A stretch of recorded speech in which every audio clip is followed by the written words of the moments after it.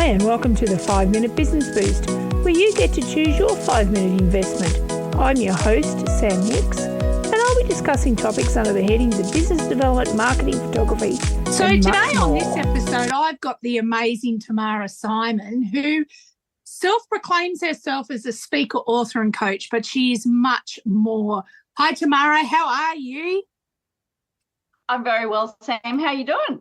I'm doing pretty well. A bit cold and wet down here, but that's what happens when you live in northeast Victoria and it's winter. How's it going up there? Are you in Queensland today? Which state are you in?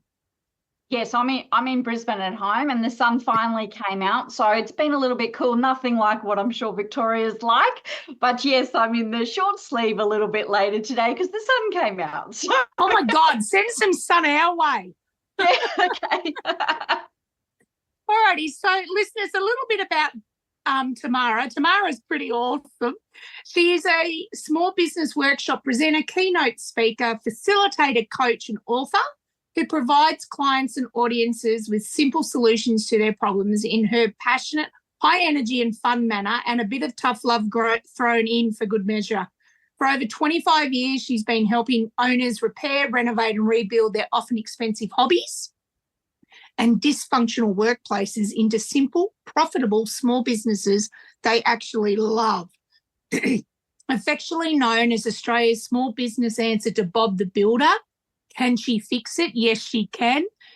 And driven by curiosity, change and simplicity, Tamara's mission is to help owners build simple, profitable brick businesses they actually love by fixing the cracks, finding the missing bricks, facing the wolves huffing and puffing at the door so they can forge ahead, be formidable and flourish.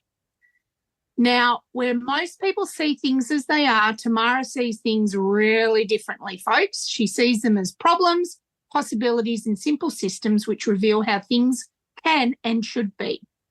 And lastly, this is why she wrote her first business book, The 5 Little Business Pigs Helping Reluctant Build Simple, Profitable Businesses They Love, which uses the energy of the 3 little pigs fairy tale, because that's how we build our small businesses from straw to stick to brick.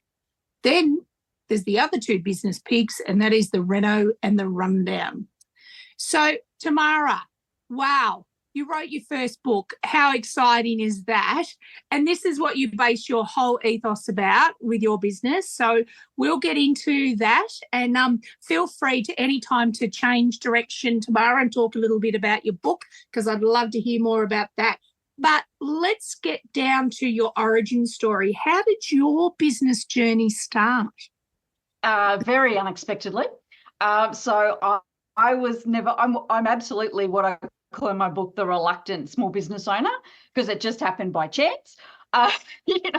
So I was in leadership positions in employment, and if you look at my employment history, pretty much 18 months to the day I moved, either because I couldn't move up or I'd done everything. I'd written all the procedures and things, and it was time to move on.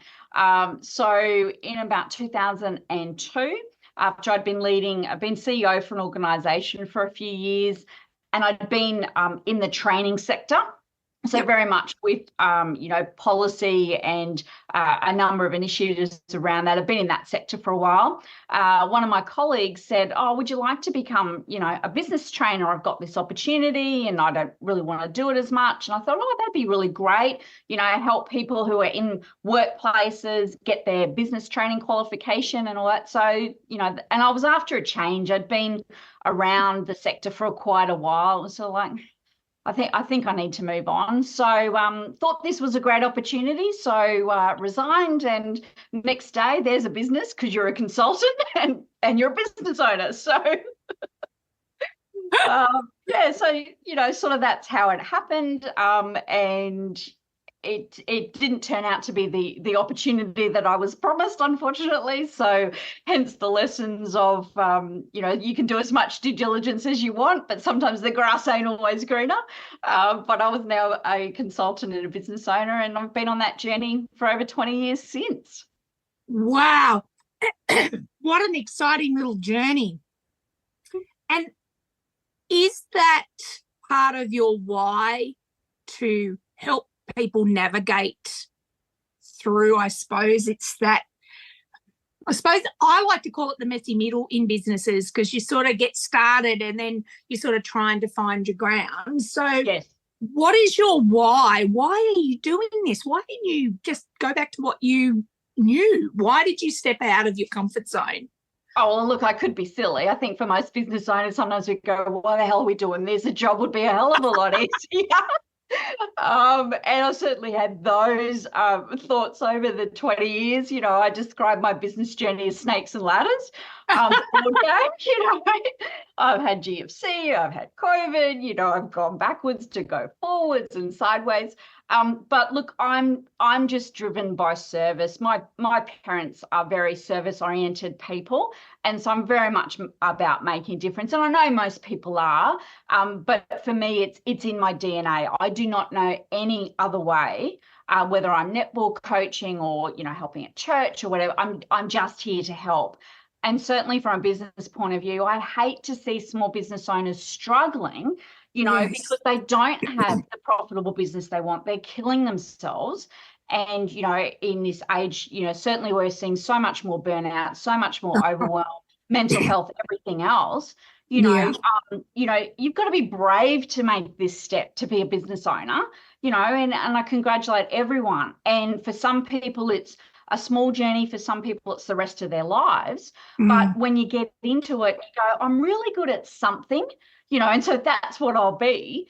But we don't always have, including myself, you know, all those other things that are needed in a business, sales and marketing and tech and, you know, systems and social media, all that stuff, you know. So there's so many business owners out there that I just see struggling, and I don't want them to. I either want them to, you know, let's look at a different way to actually get the business back. So it gives us the dream that we're all promised, you know, lots of profits, great lifestyle, financial freedom, days off. I mean, you know, most of us sort of laugh at that in the beginning going, yeah, there's no time for that, you know. A day off. But yeah, well, that's right, you know, but we've got to get to that because it is a choice. You know, and if we're not living that dream, you know, I'm certainly not about utopia. It's got to be about 80% of every single day, right? If we're not loving, if it's like, you know, if it's turned into the nightmare, how can we either change that, or also, you know, I've had tough conversations with owners where I go, I don't think this is for you, you know, and maybe you either need to get someone in to run it and you do the bit that you love, or you go, you know what, I've tried it, I've given it my best shot, but it's not for me. And there's nothing wrong with that versus just continuing to go down this hole of the field of dreams, you know, build it and they'll come. No, doesn't work like that. No, that's right.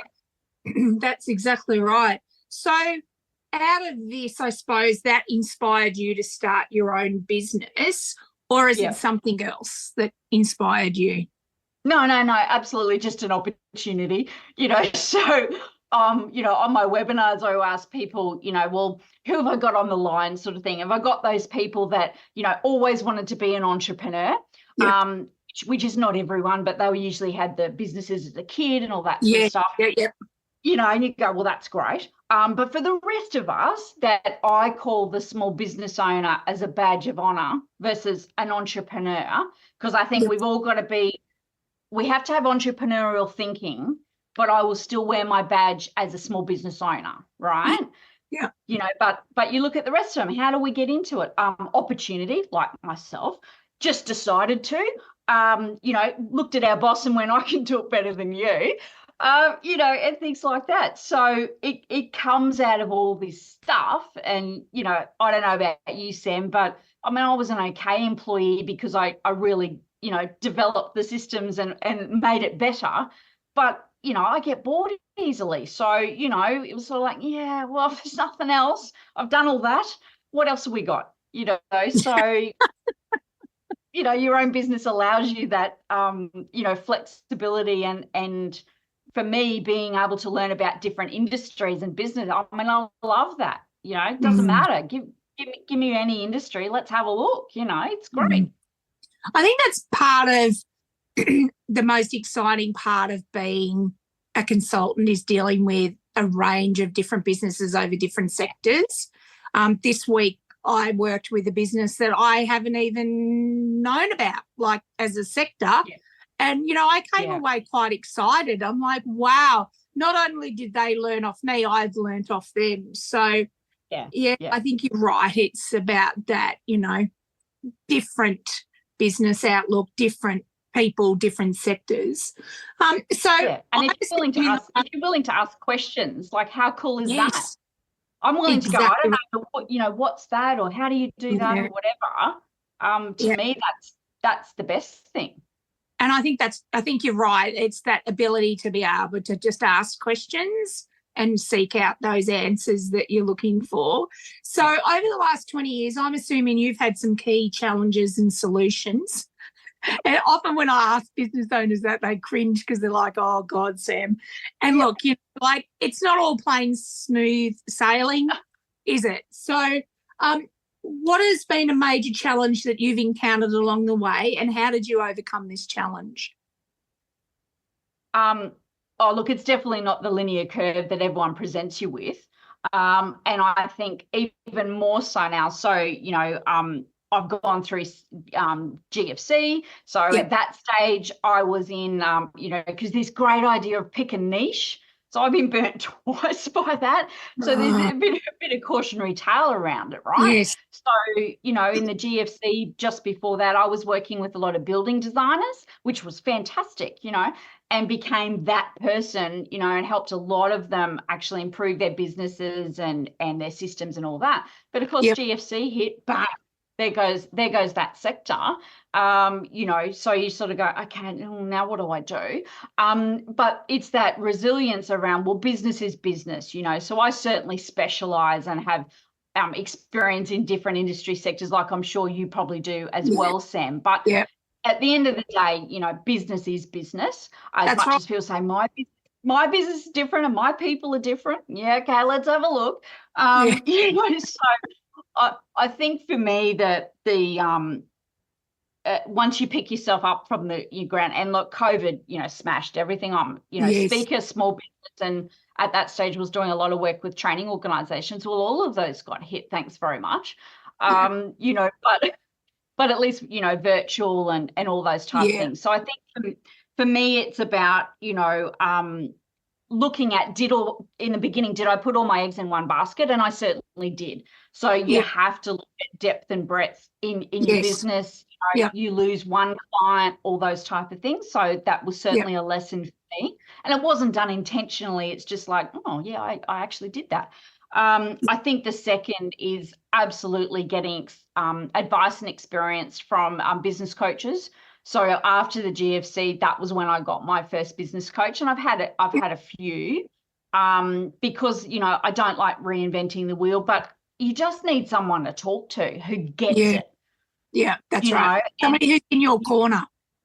Who's in your corner, and unfortunately, I'm not sure if you see this, Sam, but I certainly do. Is that so many small business owners think they've got to take it all on themselves, and then they go home to family who want to support them as well, right? But if you're not talking business with business people, family and friends, as much as they'll want to support you, they're not necessarily the best, because they offer ideas, and what do we do most of the time? Oh, that won't work. I've tried that, and all that stuff. So, we've got to talk business with business people, and so that's why I got myself a coach to really look at, I needed someone else to do what I was doing for clients. Look at the business unemotionally and see where my, strengths and where I should be going. And I think, as I said, I've been in business for over 20 years, and my 20th anniversary gave me time to really look at, well, what does the next 20 look like? And that was when I rebranded. I had two separate businesses that worked on, same target markets, but I decided to just come back and rebrand as me. And so that gives you opportunity as well to go, well, is the business how I want it, how it is now? Is that what I want for the future? And maybe the 20th year, and for me, that's what it was, is to look and go, well, I'm going to close that chapter, and now I'm going to do, this particular bit. So I think it's a reflection of all those things. And I think it's important that you don't keep, just, flogging a dead horse, basically. Yes. Yeah. You have to be able to pivot and look versus going, no, but we have to be flexible. And surely COVID, let alone anything else, taught us that, is we have to be. And we're having to do it now because it's challenging. Yeah, exactly right. So over those years, you must have had some real, thank goodness, type success moments and milestones. So on reflection, what is the most significant milestone or success that your business has achieved so far? So I suppose I'm still here after 20 years. Yes. So that's something. I go, yay. Whatever that sort of looks like, I think certainly one of my most proudest moment is, and it happened whilst I was in employment, but it fell into when I then opened the business, is I was a Queensland finalist for the Telstra Young Businesswoman's Awards. Wow. And that for me, when you think you're just doing okay, and your leadership and management then actually gets elevated to, like I had people in my final, including who won it, which was the CEO of Tamarawood Homes at the time. So here I am looking after a sort of 3-person operation for the whole of Queensland and stuff, and go, must be doing something right. So I've always really held that, because it's a very extensive application process. So for me, I've held that, and that has helped with credibility of people going, okay, radio. But look, certainly my books, right? So I've actually wrote 2 business books in 6 months, which is just insane. It's just insane. But they're actually double the size of most business books. So I like to say I've written 4 in 6 months. But that's, I never aspired to write a book, right? But as a speaker, was told for many, you got to have a book, And for me, if I was only ever going to write one book, it had to be something that had longevity. It had to be something which gave small business owners very practical solutions. But it also needed to be a bit quirky, because I'm a bit of that. So, and I needed a metaphor that I could put something around, So, I did a webinar about the 3 little pigs, because everyone goes, oh, yeah, that I get that. And then, of course, 2 more emerged, and the wolves and all of that sort of stuff. So, yeah, that's been my biggest thing, I suppose, within the business, that I can go, I'm an author, and I got these 2 big books, one for small business and one for registered training organisations. And that one is the first and only business book for that sector. So that's wow. Nice. That's an achievement in itself. Yeah. So what would you say is the most important lesson you've learned from running your own business to date?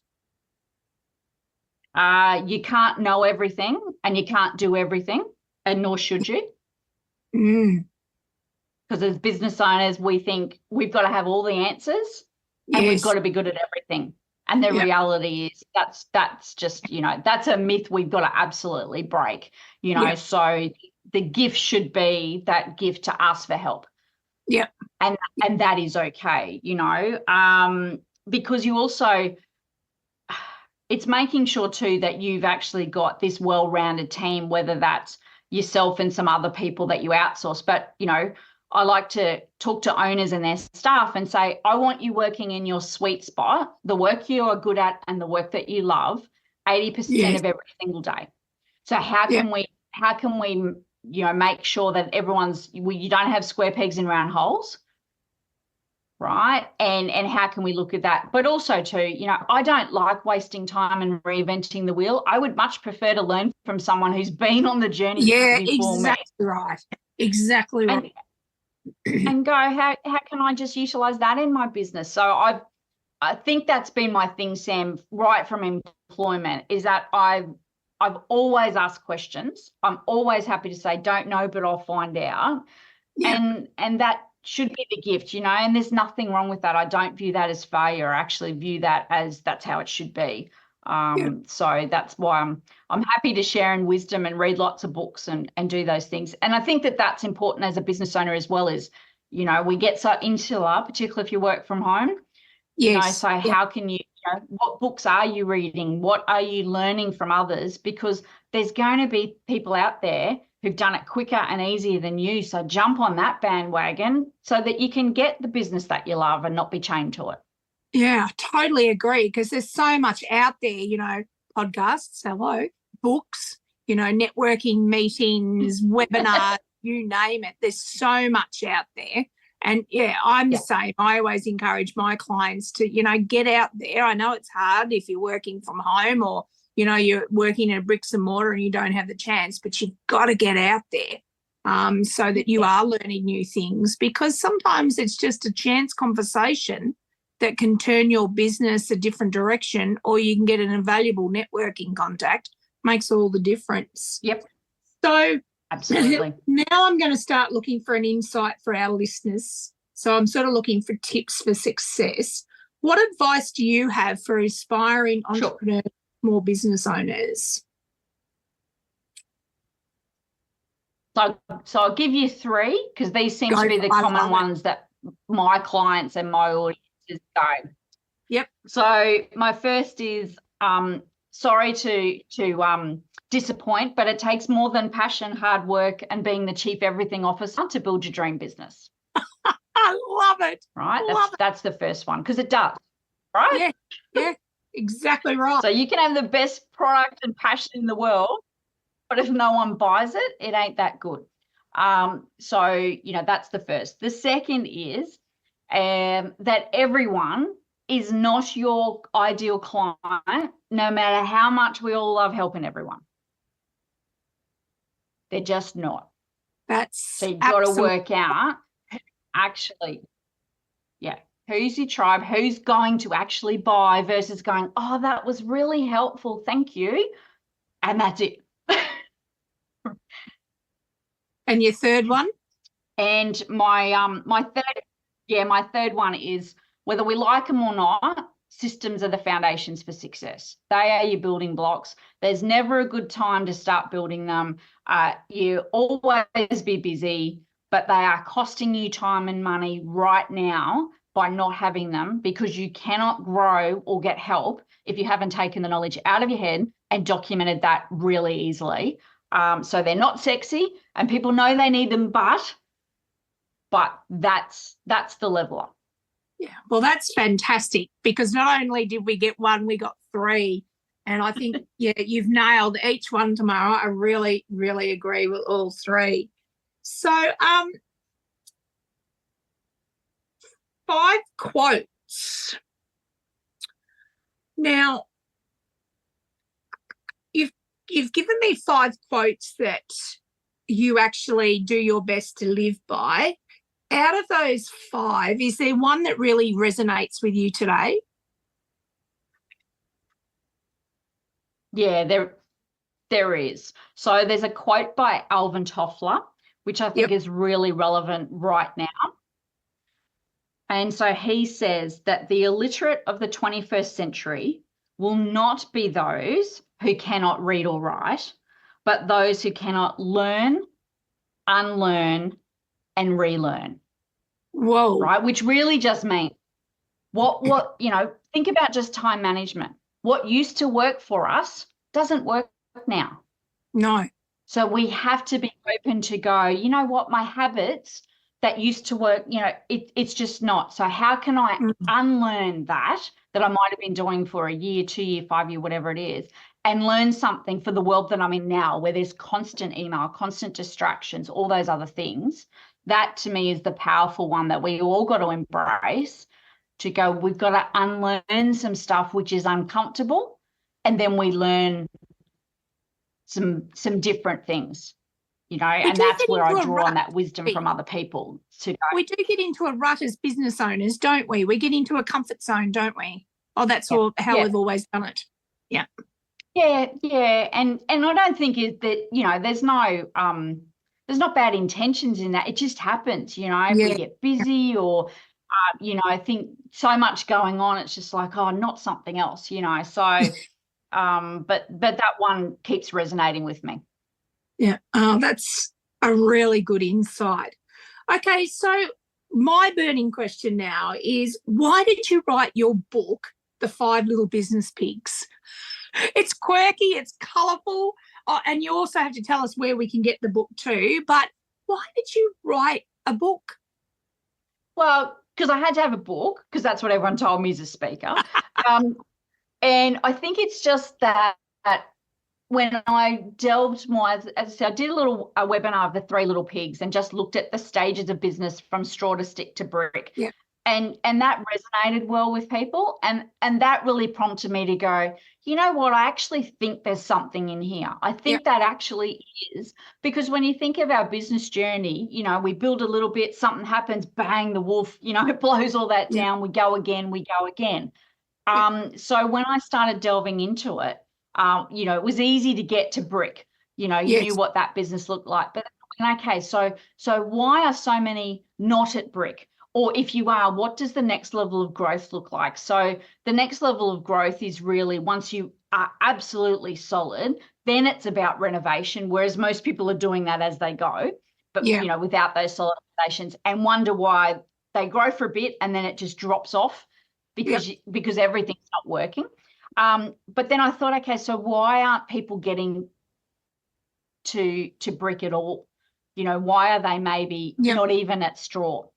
Yeah. And that's where the rundown business came about, because, you know, not only is the owner rundown, but the business is, you know, for a whole range of reasons. And so exploring that, and as I said, exploring the wolves, you know, who do keep huffing and puffing at our door all the time. There was something sort of fun in that and quirky. And then I was able to look at my, in the book, there's 5 steps to get clear on your business, people and systems, because they're the foundations that you need, you know, as part of that.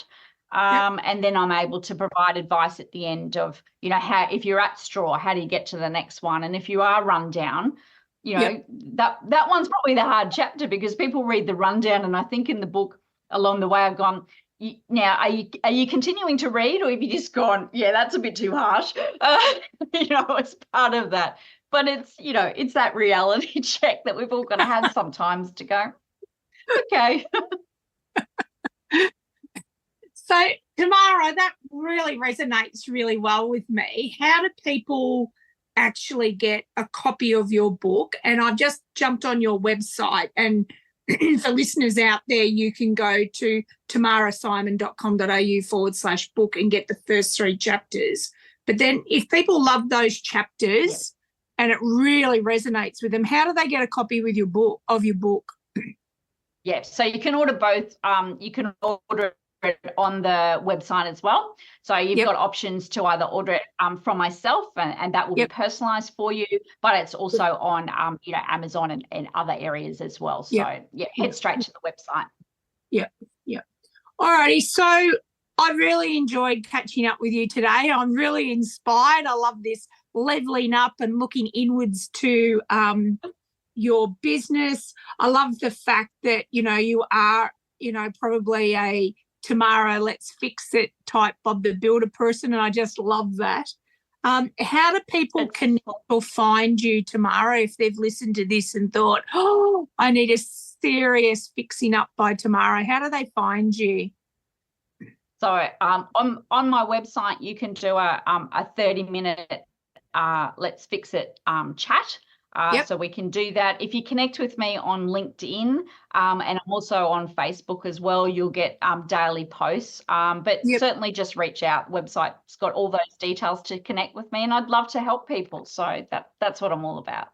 Oh, that's fantastic, Tamara. Well, thank you very much for your time today. I've really enjoyed it, and I hope our listeners do too. And take care, and I hope to see you around the traps. Excellent, Sam. Thank you so much for the opportunity to chat, and hopefully I've given your listeners just a couple of gems as part of that. Oh, I think there were some great nuggets. Take care. Bye for now. See you soon. Bye. Thanks for listening to the 5-Minute Business Boost. For more information, follow me on socials, sign up for my newsie, or check out my website to see how we can work together to reach your small business goals. Remember, anything is possible, especially in the northeast of Victoria. Until next time, cheerio!